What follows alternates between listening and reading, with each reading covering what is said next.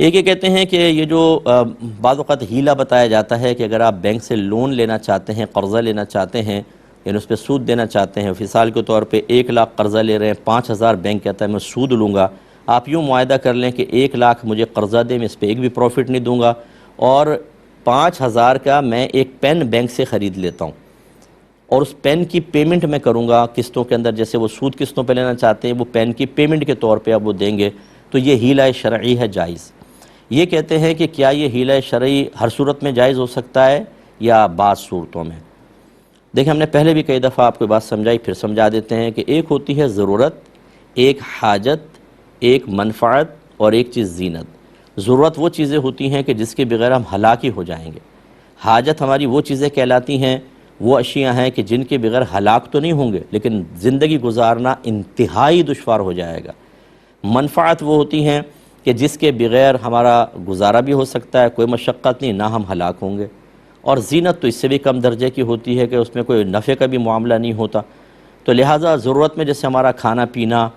مطلقاً مکان کرائے کا ہو یا ویسا مکان اپنا ہو، کم از کم کوئی سر چھپانے کی جگہ تو، ورنہ تو ہلاکت یقینی ہے،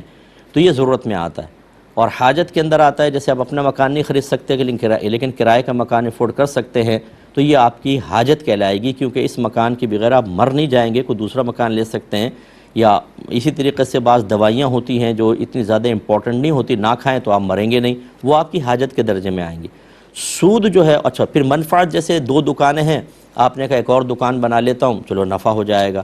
نہ بنائیں تو نہ آپ مر رہے ہیں نہ مشقت میں پڑ رہے ہیں۔ اور زینت، جیسے آپ رنگ کروانے کے لیے سوچیں چلو سود لے لیتا ہوں، یہ زینت کے اندر آئے گا۔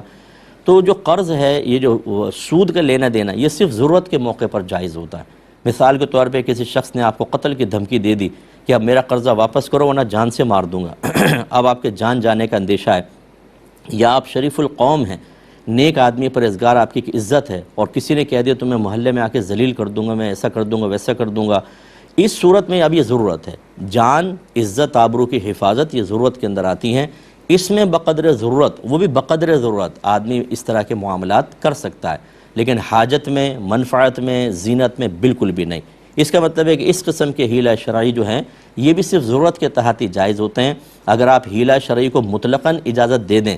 تو یہ تو کھیل بن جائے گا دین۔ مثال کے طور پہ میری زکوٰۃ بنی 1 کروڑ، فرض کر لیں، بنتی نہیں ہے، میں ویسے فرض کر رہا ہوں، 1 کروڑ زکوٰۃ بنی، میں شرعی فقیر کو دے دوں 1 کروڑ، میری زکوٰۃ ادا ہو جائے گی۔ اب میں اس کے ساتھ سیٹنگ کر لوں، وہ دوبارہ مجھے واپس دے دے، دیکھیں ہو گیا حیلہ شرعی سے ایسا کر سکتے ہیں، زکوٰۃ دی، واپس لے لی۔ لیکن کیا یہ زکوٰۃ اس طریقے سے ہم اگر واپس لے لیتے ہیں، جو حیلے کے اعتبار سے تو صحیح ہے، لیکن کیا اللہ تعالیٰ کی بارگاہ سے انسان بچ سکے گا؟ یہ وہی بنی اسرائیلیوں والا معاملہ ہو گیا کہ ہفتے کے دن شکار سے منع کیا تھا، انہوں نے جمعے کے دن نالیاں بنا کے گڑھے بنا دیتے تھے، اس میں مچھلیاں آ جاتی تھی اور رات کو بند کر دیا کرتے تھے، ہفتے کے دن آتا پکڑتے نہیں تھے،